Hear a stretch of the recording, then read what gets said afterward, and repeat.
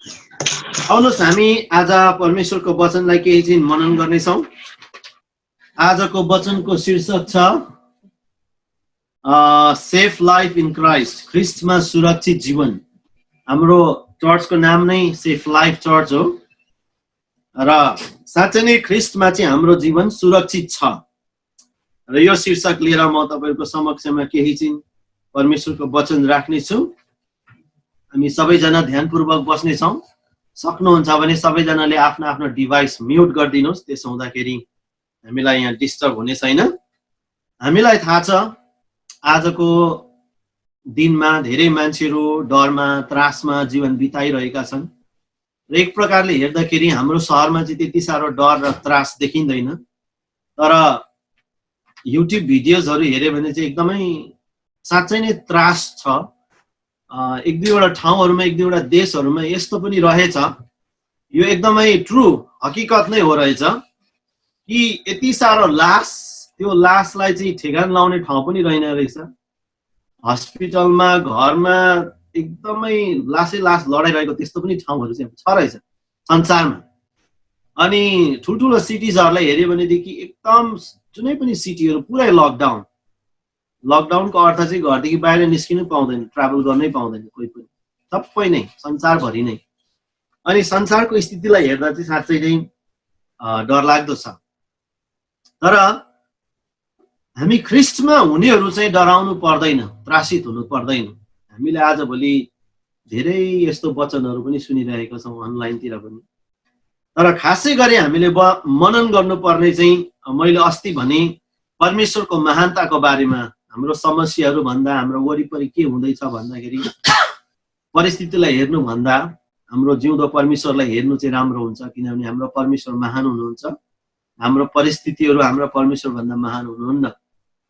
अनि दोस्रो कुरो चाहिँ हाम्रो जीवनलाई हामीले हेर्दाखेरि साँच्चै नै ख्रिस्टमा हुने जीवनहरू चाहिँ सुरक्षित जीवन छ र ख्रिस्टमा हुनेहरू चाहिँ डराउनु पर्दैन, हामी त्रासित हुनु पर्दैन, भयभीत हुनुपर्ने कुनै पनि कारण छैन। अघि हामीले भजन 27:1 पढ्यौं, परमप्रभु मेरो ज्योति हुनुहुन्छ, मेरो किल्ला हुनुहुन्छ, मेरो मुक्ति हुनुहुन्छ, मैले कसको भय मान्नु, म कोसित डराउनु। यदि परमेश्वर हाम्रो मुक्ति हुनुहुन्छ, यदि परमेश्वर हाम्रो किल्ला हुनुहुन्छ भने हामी कोहीसित डराउनु पर्दैन, कसैको भय हामीले मान्नु पर्दैन। जीवनमा हामीले हेर्यो भनेदेखि साँच्चै मानिसको जीवन वास्तवमा केही पनि होइन। भजनकारले धेरैचोटि जीवनको बारेमा बताएको छ। हाम्रो जीवन के हो र, मानिस जाति के हो र, परमेश्वरले त्यसको निम्ति वास्ता गर्नुहुन्छ। What is mankind that God cares for them? मानिस जाति के हो र, परमेश्वरले तिनीहरूको निम्ति वास्ता गर्नुहुन्छ। मानिस जाति वास्तवमा केही पनि होइन। मानिस जाति एउटा घाँस जस्तो मात्र हो, एकछिनको निम्ति मात्रै, उसको जीवन केही समयको निम्ति मात्रै छ। त्यो चाँडै नै सुकेर गइहाल्छ, त्यो चाँडै नै ओइलेर गइहाल्छ। तर परमेश्वरले किन त्यसको वास्ता गर्नुहुन्छ? परमेश्वरले मानिस जातिको वास्ता गर्नुहुन्छ किन भन्दाखेरि वास्तवमा हाम्रो जीवन चाहिँ वास्तवमा छोटो छैन, हाम्रो जीवन चाहिँ वास्तवमा लामो छ। संसारमा चाहिँ हाम्रो जीवन छोटो छ, तर वास्तविक जीवन चाहिँ लामो छ। त्यो कुरालाई चाहिँ हामीले बुझ्नु पर्यो, अनि त्यो कुरालाई हामीले मनन गर्नु पर्यो। यो समय हुँदै संसारमा त हामीले लामो बाँच्यौँ भने पनि 70 वर्षसम्म बाँच्ने हो। 70 वर्षसम्मको मात्रै जीवन छैन, जीवन चाहिँ अनन्तताको छ। बाइबलले हामीलाई बारम्बार याद दिलाउँछ। Bible reminds us every time, frequently, that our life is eternal.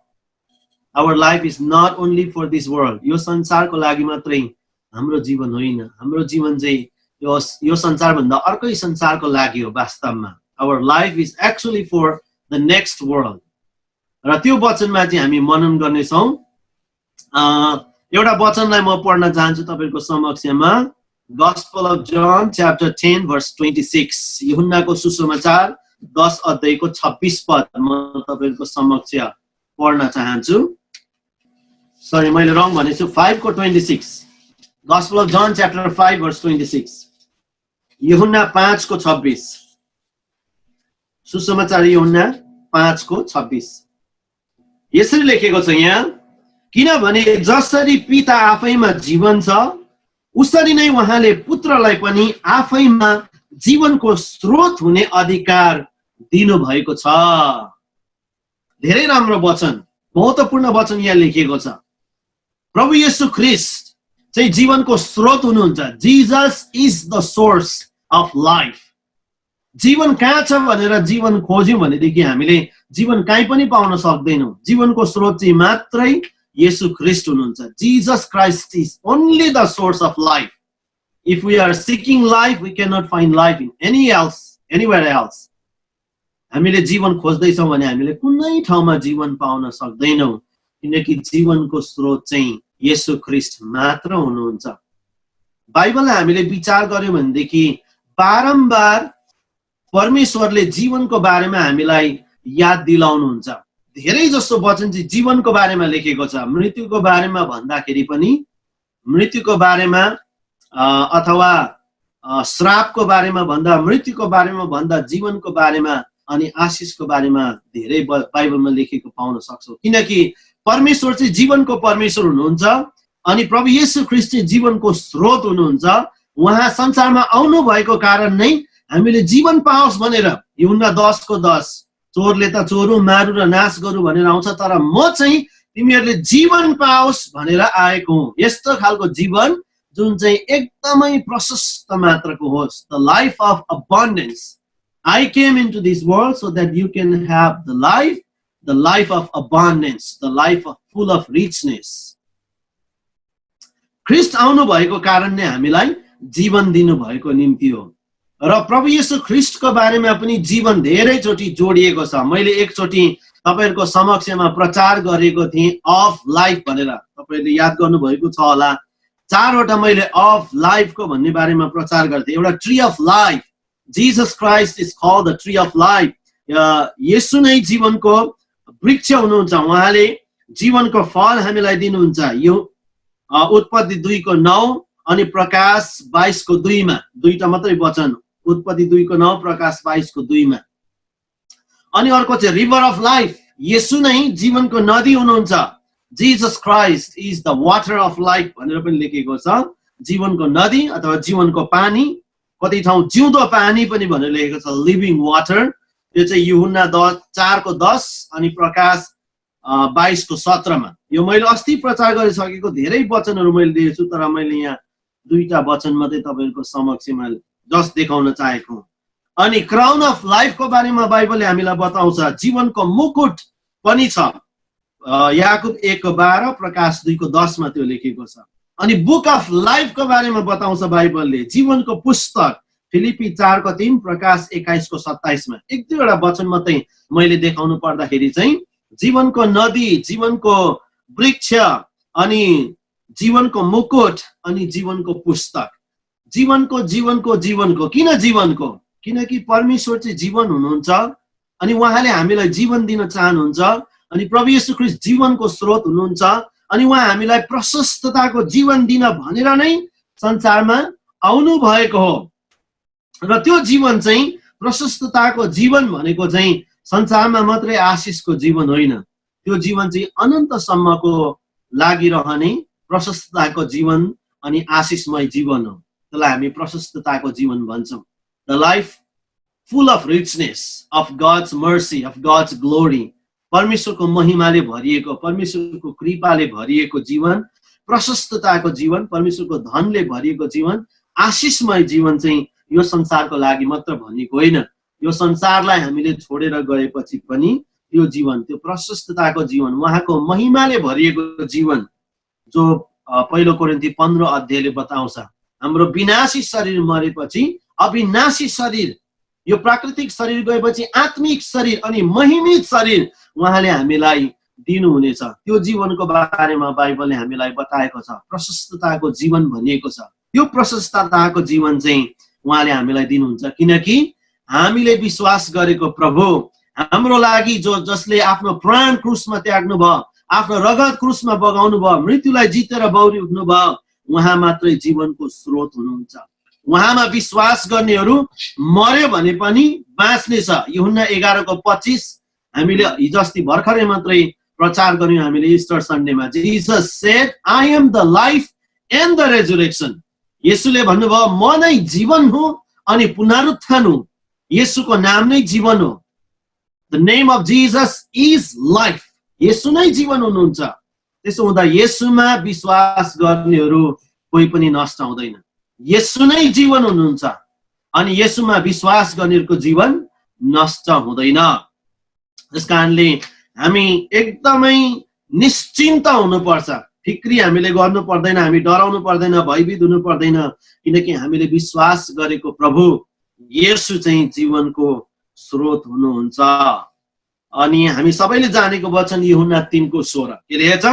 किनभने परमेश्वरले संसारलाई यस्तो ठुलो प्रेम गर्नुभयो कि उहाँले आफ्नो एउटै मात्रै पुत्र येशू ख्रीष्टलाई संसारमा पठाउनु भयो ताकि जसले उहाँमाथि विश्वास गर्छन् तिनीहरू नाश हुने छैनन् तर तिनीहरूले अनन्त जीवन पाउनेछन्।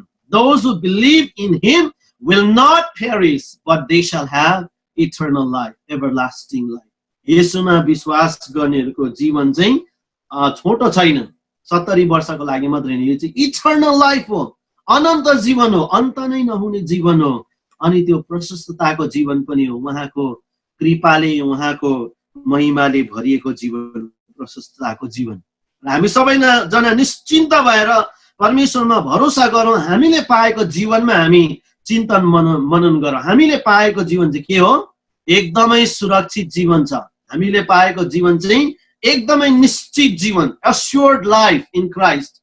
पहिला यूहन्ना 5:13 लेखेको छ, तिमीहरूलाई मैले यस हेतुले यो पत्र लेख्दैछु कि तिमीहरू निश्चित हौ कि तिमीहरूले अनन्त जीवन पाएका छौ अथवा तिमीहरूमा अनन्त जीवन छ। Be assured that you have eternal life in you। जसले येशूमा विश्वास गरेको छ तिनीहरूसित अनन्त जीवन छ। र मैले 1 नम्बरमा भने Jesus is the source of life. येशू नै जीवनको स्रोत हुनुहुन्छ। त्यसकारणले हामी कुनै पनि कुरादेखि डराउनु फिक्री गर्नु पर्दैन। दोस्रो नम्बर कुरा, व्हाट इज द बेसिस? आधार के हो? हामीले भन्यौ येशू नै जीवनको स्रोत हुनुहुन्छ। हामी केही कुरादेखि डराउनु पर्दैन, हामी निश्चिन्त भए हुन्छ। तर कुन आधारमा, के आधारमा? What is the basis? Number 2 मा हामी हेर्नेछौँ। नम्बर 2 मा चाहिँ because Jesus has conquered the death and the one that had the power of death। किनकि येशूले नम्बर 1 मा मृत्युलाई जित्नु भएको छ, नम्बर 2 मा जोसँग मृत्युको शक्ति थियो त्यसलाई पनि उहाँले जित्नु भएको छ। Jesus conquered the death। Number 1, he conquered the death. Number 2, he conquered the one that had the power of death. It is the devil himself, diabolus। Hebrew 2:15 मा लेखेको छ। 14 र 15 मा हामीले पढ्यौं भनेदेखि प्रभु येशू ख्रीष्ट संसारमा यस हेतुले मानिसको स्वरूप लिएर आउनुभयो, मासु र रगतको सहभागी भएर आउनुभयो ताकि उहाँले आफ्नो मृत्युद्वारा मृत्युको शक्ति भएको दियाबलसलाई नष्ट गरून्, जित्न सकुन् भनेर उहाँ संसारमा आउनु भएको हो। र येशूले के गर्नु भएको छ? नम्बर 1 मा मृत्युलाई जित्नु भएको छ, नम्बर 2 मा मृत्युको शक्ति भएको दियाबलसलाई जित्नु भएको छ। हामी त्यो वचन पनि पढ्नेछौँ। हिब्रू 2:14 र 15 म पढेर सुनाउँछु तपाईलाई।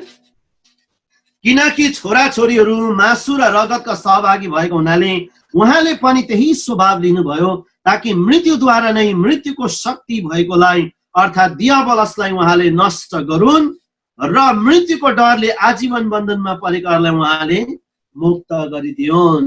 अब येशू ख्रीष्टले चाहिँ मृत्युको शक्ति भएको दियाबलसलाई के गर्नु भएको छ? कलवरीको क्रुसमा उहाँले नष्ट गरिसक्नु भएको छ। Jesus Christ had destroyed the one that had the power of death, diabolus, the devil himself।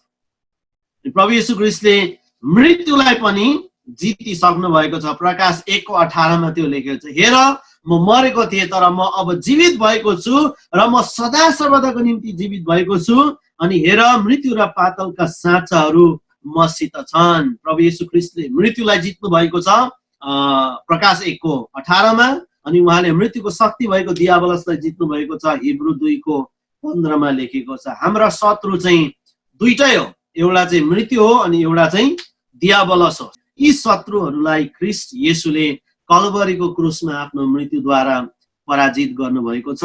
Death is our enemy भनेर लेखेको छ 1 कोरिन्थियन्स 15:26। पहिलो कोरिन्थी 15:26 मा हामीले पढ्यौं भनेदेखि मृत्यु हाम्रो शत्रु हो भनेर लेखेको छ। हाम्रो शत्रु साँच्चै नै मृत्यु हो। त्यसै कारणले हामी मृत्युदेखि डराउँछौँ। हामीलाई त्रास भएको कुरो, हामीलाई एकदमै मनमा अशान्ति छटपट भएको कुरो त्यही हो। संसारमा मान्छेहरूलाई मर्नु भनेपछि मृत्युदेखि सबैलाई नै डर लाग्छ, किनकि मृत्यु साँच्चै नै हाम्रो शत्रु नै हो। तर हामीले विश्वास गरेको प्रभु येशू ख्रीष्टले चाहिँ मृत्युलाई जित्नु भएको छ अनि उहाँले मृत्युको शक्ति भएकोलाई पनि जित्नु भएको छ अनि उहाँले भन्नुभयो उहाँ चाहिँ जीवनको स्रोत हुनुहुन्छ। त्यसकारणले गर्दा हामी चाहिँ डराउनु पर्दैन, किनकि उहाँमा जीवन छ अनि उहाँले मृत्युलाई जित्नु भएको छ अनि मृत्युको शक्ति भएकोलाई पनि उहाँले जित्नु भएको छ। पहिलो कोरिन्थी 15:53 र 54 हामीले पढ्यो भनेदेखि चाहिँ विनाशीले अविनाशी धारण गर्नेछ, मरणशीलले चाहिँ अमरत्व धारण गर्नेछ। जब विनाशीले अविनाशी धारण गर्नेछ अनि अविनाशीले अमरत्व धारण गर्नेछ, तब लेखेको यो वचन पूरा हुनेछ, ए मृत्यु तेरो विजय कहाँ, ए मृत्यु तेरो खिल कहाँ। साँच्चै नै प्रभु येशू ख्रीष्टमा विश्वास गर्नेहरूको लागि चाहिँ मृत्यु छैन। प्रभु येशू ख्रीष्टमा विश्वास गर्नेहरूको लागि मृत्युको शक्ति पनि छैन। तपाईले बुझ्दै हुनुहुन्छ होला मैले भनेको, मैले सांसारिक मृत्युको मात्रै कुरा गरिरहेको छुइनँ। सांसारिक मैले अघि भने संसारमा हामी परदेशी मात्रै हो। We are aliens and strangers in this world. किनकि हामी चाहिँ स्वर्ग देशका हौँ, हाम्रो नागरिक चाहिँ स्वर्गमा छ अनि हामी चाहिँ सदा सर्वदा जिउने प्राणीहरू हौँ। We are going to live forever and ever. पहिलो यूहन्ना 2:15 संसार 14 र 15 संसारलाई प्रेम नगर न त संसारमा भएको कुनै थोकलाई, किनकि संसार बिति जानेछ, संसारमा भएको सबै कुरा बिति जानेछ, तर जसले उहाँको इच्छा अनुसार जिउँदछ तिनीहरू सदा सर्वदै जिउने छन्। अनि परमेश्वरको वचनमा लेखेको छ यदि हामी उहाँसँग कष्ट भोग्छौँ भने हामी उहाँसँगै राज्य पनि गर्नेछौँ। हामी जिउने मात्रै होइन, वी आर किङडम रुलर्स। हामीले उहाँसँगै राज्य पनि गर्नेछौँ भनेर बाइबलमा लेखिएको छ। त्यसकारण हामी चाहिँ केही क्षणको लागि मात्रै बाँच्ने प्राणीहरू होइनौँ, हामी अनन्तका प्राणीहरू, हामी अनन्तसम्म जिउने प्राणीहरू हौँ। र त्यसले मलाई थर्ड नम्बर पोइन्टमा लग्यो। तेस्रो नम्बर हामी कुरा गर्नेछौँ। मैले 1 नम्बरमा भने Jesus is the source of life, येशू ख्रीष्ट नै जीवनको स्रोत हुनुहुन्छ। नम्बर 2 उहाँले मृत्युलाई जित्नु भएको छ, मृत्युको शक्ति भएको दियाबलसलाई पनि जित्नु भएको छ। Number 3 our life is not harmed by poverty, sufferings, persecutions, pandemics or any natural disasters. हाम्रो जीवनलाई चाहिँ यहाँ तपाईले देख्नुभयो, our life is not harmed by poverty, sufferings, persecutions, pandemics or any natural disasters. हाम्रो जीवनलाई गरिबीले, कष्टले, सतावटले, संसारको कुनै पनि महामारीले, संसारको कुनै पनि प्राकृतिक प्रकोपहरूले हाम्रो जीवनलाई हानि नोक्सानी पुर्याउन सक्दैन। जस्तै पनि रोडी, हैजा, बिमारहरू, महामारीहरू अथवा संसारको कुनै पनि ताकतहरूले, संसारको कुनै पनि शक्तिहरूले हाम्रो जीवनलाई हानि नोक्सानी गर्न सक्दैन। बाइबलमा हामी धेरै वचनहरू यो सम्बन्धी हामी पाउन सक्छौँ। म तपाईहरुलाई एउटा दोडा पढेर सुनाउन चाहन्छु। दोस्रो कोरिन्थी 4:6 अनि 11 अध्यायमा यो वचनहरूलाई जोड दिएको छ। तपाईहरुले घरमा पढ्न सक्नुहुन्छ। म एक दुईवटा खण्ड तपाईहरुलाई सुनाउन चाहन्छु। दोस्रो कोरिन्थी 4:7 देखि 9 पदसम्म। 2 Corinthians chapter 4 verses 7 through 9। दोस्रो कोरिन्थी 4:7 देखि 9। 2 Corinthians chapter 4 verses 7 through 9। यस्तो लेखेको छ यहाँ, सर्वश्रेष्ठ शक्ति हाम्रो होइन तर परमेश्वरको हो भनी प्रष्ट पार्न यो धन हामीसित माटोको भाँडाहरूमा छ। हामी सबैतिरबाट कष्टित छौं तर किचिएका छैनौं, अन्यलमा परेका छौं तर हताश भएका छैनौं, सताइएका छौं तापनि त्यागिएका छैनौं, प्रहार गरेर ढलेका छौं तापनि नष्ट पारिएका छैनौं, प्रहार गरेर ढलेका छौं तापनि नष्ट पारिएका छैनौं। येशूको जीवन, ठिक छ हामी यति समय हेर्नेछौँ। मैले यहाँ के कुरा देखाउँदैछु भने तपाईहरुलाई पावलले आफ्नो जीवनमा धेरै दुःख कष्ट भोगेको थियो अनि उसले आफ्नो जीवनको अनुभव लेखेको छ दोस्रो कोरिन्थीमा। सबै मैले जति पनि भने 4 अध्याय 6 अध्याय अनि 11 अध्यायमा। तर मैले यहाँबाट के भन्दैछु भने हामी विश्वासीहरूलाई we have to go through struggles. It does not mean that we don't have any struggles. हामीले संघर्षै गर्नु पर्दैन, हामीसँग दुःख कष्टै छैन भन्ने होइन। हामीलाई दुःख कष्ट चाहिँ हुन्छ, हामीलाई दुःख छ, गरिबी छ, समस्या छ, कष्ट छ, तर हामीले विश्वास गरेको परमेश्वर चाहिँ महान परमेश्वर हुनुहुन्छ, जिउँदो परमेश्वर हुनुहुन्छ। उहाँ नै जीवनको स्रोत हुनुहुन्छ, उहाँले नै स्वर्ग र पृथ्वी सृष्टि गर्नुभयो, स्वर्गको परमेश्वर उहाँ हुनुहुन्छ। उहाँले मात्र मृत्युलाई जित्नु भएको छ अनि मृत्युको शक्ति भएकोलाई जित्नु भएको छ। उहाँले तपाईँ र मलाई शक्ति दिनुहुन्छ, सामर्थ्य दिनुहुन्छ। हामी समस्यामा छौँ, हामी कष्टित छौँ, हामी परीक्षित छौँ, हामीलाई रोग बिमारहरू छ, तर उहाँले हामीलाई शक्ति दिनुहुन्छ त्यो सबैलाई सामना गर्नु अनि त्यो सबैलाई विजय हासिल गर्न। उहाँले हामीलाई शक्ति र सामर्थ्य दिनुहुन्छ। ती सबैको बीचमा, ती सबैबाट भएर जाँदा पनि परमेश्वर तपाईँ र हाम्रो साथमा हुनुहुन्छ। भजन सङ्ग्रह 23:4 हामी सबैलाई थाहा छ, घोर अन्धकारमा मैले हिँड्नु परे तापनि म कुनै खतरादेखि डराउने छैन, किनकि तपाईको लठी र तपाईको लौरो तिनीले मलाई सान्त्वना दिन्छन्। अन्धकारमा हामी हिँडेर जानुपर्छ। We have to go through the valley of the shadow of death. तर परमेश्वर हाम्रो साथमा हुनुहुन्छ। त्यस्तै गरेर दोस्रो कोरिन्थी 6:3 देखि 10 सम्म, 6 अध्यायको 3 पददेखि 10 सम्म तपाईले घरमा पनि पढ्न सक्नुहुन्छ। यस्तो लेखेको छ, हाम्रो सेवामा दोष नभेटोस् भनेर हामी कसैको मार्गमा बाधाको कारण राख्दैनौँ, तर हर तरहले हामी आफैलाई परमेश्वरको सेवकहरू हौ भन्ने देखाउँछौँ। ज्यादै सहनशीलतामा, कष्टमा, कठिनाइमा, आपद विपदमा, कुटाइ चुटाइमा, कैदमा, हुलदंगामा, परिश्रममा, अनिदो बस्दा, भोकमा, शुद्धतामा, ज्ञानमा, धैर्यमा, दयामा, पवित्र आत्मामा, साँचो प्रेममा, सत्य बोलीमा, परमेश्वरको शक्तिमा, दाहिने र देब्रेपट्टि धार्मिकताको अस्त्र शस्त्र धारण गरेर आदरमा, अनादरमा, बदनाममा, सुनाममा हामी ठगाजै ठानिन्छौँ, तर हामी साँचो छौँ।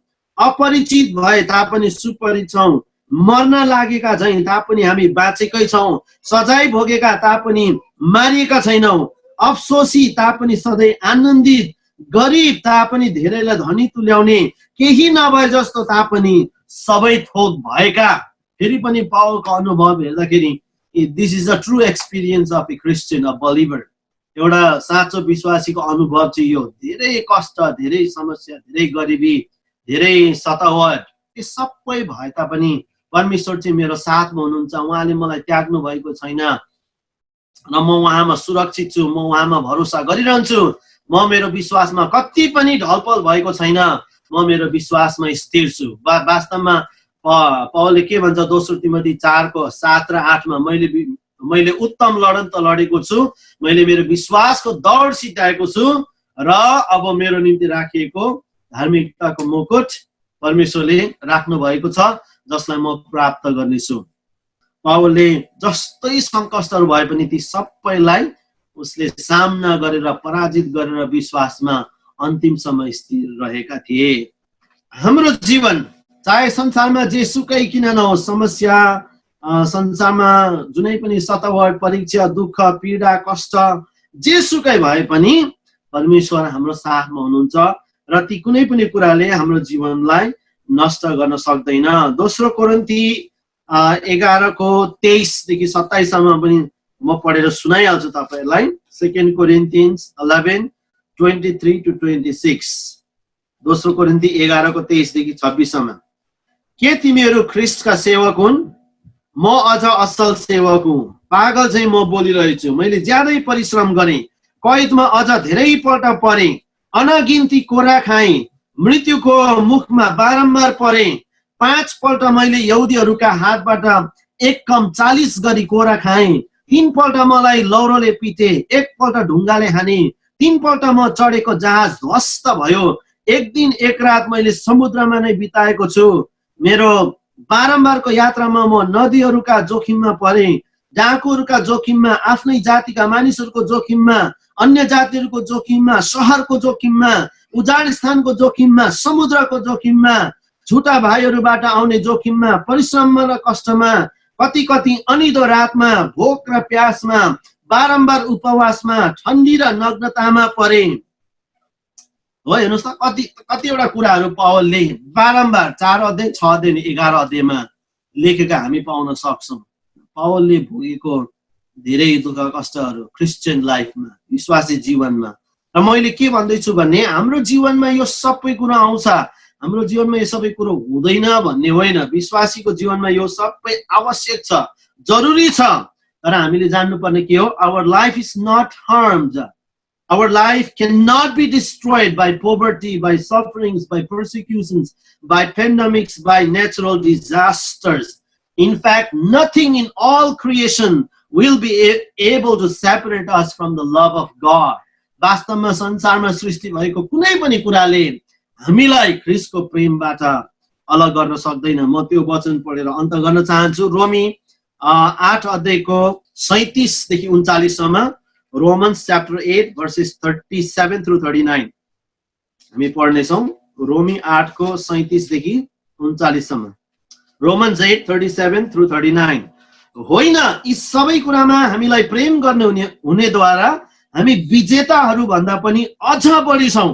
किनकि म यो पक्का गरी जान्दछु कि मृत्युले वा जीवनले, स्वर्गदूतहरूले वा प्रधानताहरूले, वर्तमानका कुराहरूले वा पछि हुने कुराहरूले वा शक्तिहरूले, उचाइले वा गहिराइले वा सारा सृष्टिमा भएका कुनै पनि कुराले ख्रीष्ट येशू हाम्रा प्रभुमा भएका परमेश्वरको प्रेमबाट हामीलाई अलग गर्न सक्ने छैन।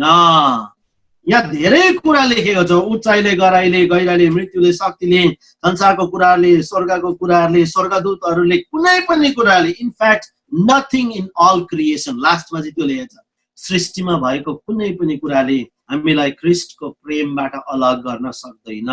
त्यो भने के हो, हाम्रो जीवनमा धेरै समस्या, सङ्कष्ट, सतावट आए पनि हामीलाई ती कुराहरूले ख्रीष्टको प्रेमबाट अलग गर्न सक्दैन। किनकि हामीले जानेको छ, हामीले विश्वास गरेको हाम्रो प्रभु येशू जीवनको स्रोत हुनुहुन्छ। उहाँले मृत्युलाई जित्नु भएको छ, मृत्युको शक्ति भएकोलाई जित्नु भएको छ। उहाँमा मात्र जीवन छ अनि उहाँ स्वर्गका परमेश्वर हुनुहुन्छ, उहाँ महान परमेश्वर हुनुहुन्छ।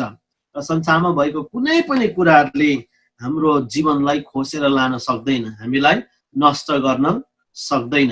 किनकि हाम्रो जीवन चाहिँ संसारको लागि मात्र होइन, हाम्रो जीवन चाहिँ अर्को संसार, नयाँ यरुशलेमको लागि, जो प्रकाश 21 र 22 मा बयान गरिएको छ। नयाँ यरुशलेमको लागि हाम्रो जीवन हो, जहाँनिर हाम्रो जीवन अनन्त अनन्तसम्म प्रभु येशू ख्रीष्टसँग हामीले राज्य गर्नेछौँ, प्रभु येशू ख्रीष्टसँग हामीले बिताउनेछौँ। र परमेश्वरले हामी सबैलाई आशिष दिनुभएको होस् र हामी यो हप्ताभरि मनन गरौँ कि ख्रीष्टमा हाम्रो जीवन सुरक्षित छ। Our life is safe in Christ. परमेश्वरले हामी सबैलाई आजको वचनबाट आशिष दिउन्।